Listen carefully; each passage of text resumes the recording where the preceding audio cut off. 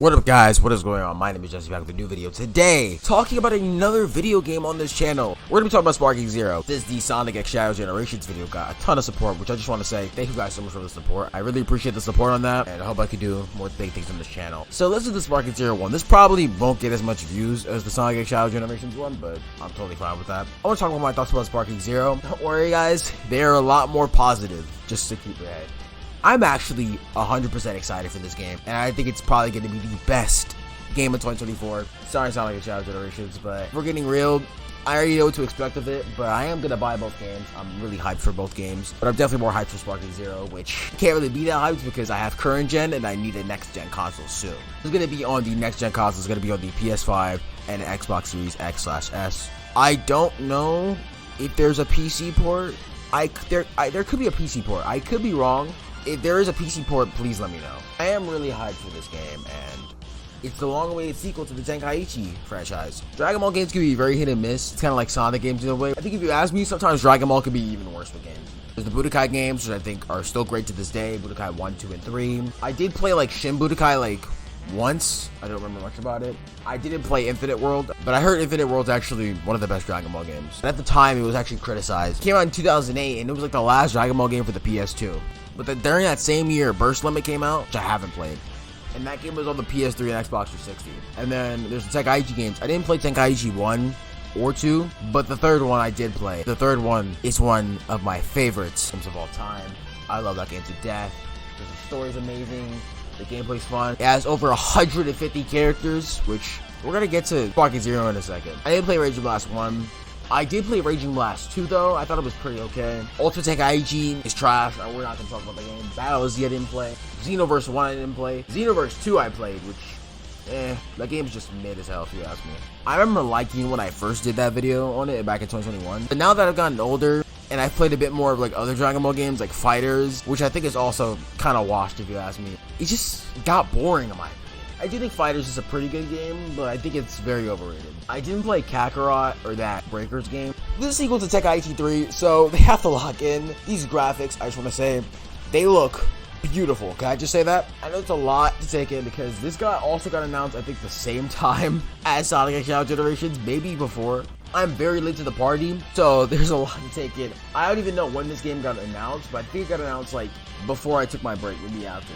This game was first announced 6 months ago, December, I believe, and it's June, about to be July, so there's gonna be a plethora of characters. They're gonna add every single character. I just know they are. Bro, if Farmer with a shotgun is not in the game, I'm not buying it. I'm so serious, bro. We need every single character. We need the Farmer with a shotgun. Put a hashtag in the comments, the Farmer solos. They need to add Farmer with a shotgun. I think some of the new characters like Broly's gonna be interesting. I actually am excited for Broly, which is funny because I hate Broly in every other Dragon Ball game. I think when this comes out, people are gonna forget about the other Dragon Ball games because Fighters, I don't know what's going on with that game. They're still making updates for Xenoverse 2, which is crazy because that game came out like almost 8 years ago. That game came out in 2016. When that game came out, I was still in elementary school. That game is old. Like, we officially have reached UNC status. What I am concerned about, well, not what I'm concerned about now, but it was this thing before. The game actually was originally not going to have local multiplayer, which thank God that it has that now. What I'm concerned about is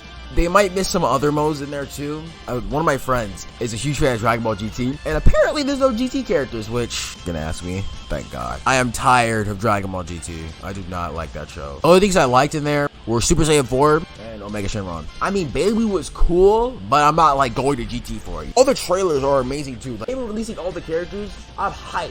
Like the Future trailer I liked. There's one with Ultristic Goku that I really liked. The Swords vs. Fist trailer, however, they're missing Janemba, which I find very concerning because you have a Sword vs. Fist trailer and you forget to put Janemba, which is like one of the most popular characters that uses their sword. Also, one thing I actually really want is, I wanted to put the what-if characters for Raging Blast. You know, like Super Saiyan 3 Broly, Super Saiyan 3 Vegeta, like characters like that. That would be awesome. I would want those characters back again. I would also want the ability to like have full-on customization, but I want the customization to be like really, really good, like top-notch customization. I liked the customization in Xenoverse, but there were still some flaws with it. I can't think of any other Dragon Ball game that has full-on customization. They had some what-if characters in Budokai 2 with the fusions, which I thought was very awesome. I want those too. And apparently you could customize your own story, which I find very awesome. You can basically create your own Dragon Ball universe, which is just incredible to me. I'm gonna be buying like 4 new controllers because I'm going to break my controllers playing this game. That beam struggles, bro. This is like one of the most beautiful games I've ever seen. And it kind of makes the other Dragon Ball games look kind of ugly in comparison. Like, if you look at sparkingzero, if you look at something like Xenoverse 2, you're gonna see like the difference in quality. How one looks beautiful and the other one looks like a PS2 game. Maybe like a PS3 game. Kind of makes sense because it does copy the graphics from Xenoverse 1, which on the PS3. I am very hyped for this game. I'm gonna blow all my money on this, but it's worth it. I am actually really hyped for this game. I might even pre-order this game. Who knows?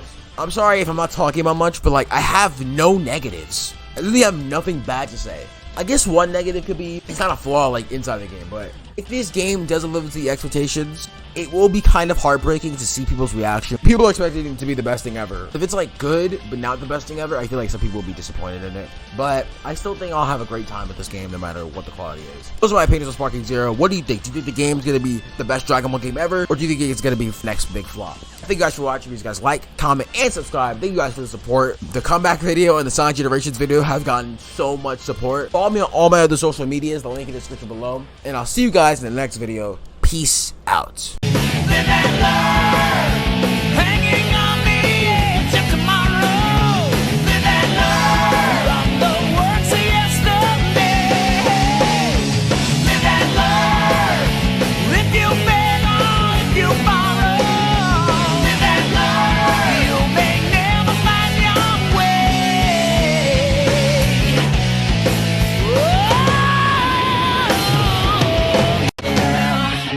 Yeah.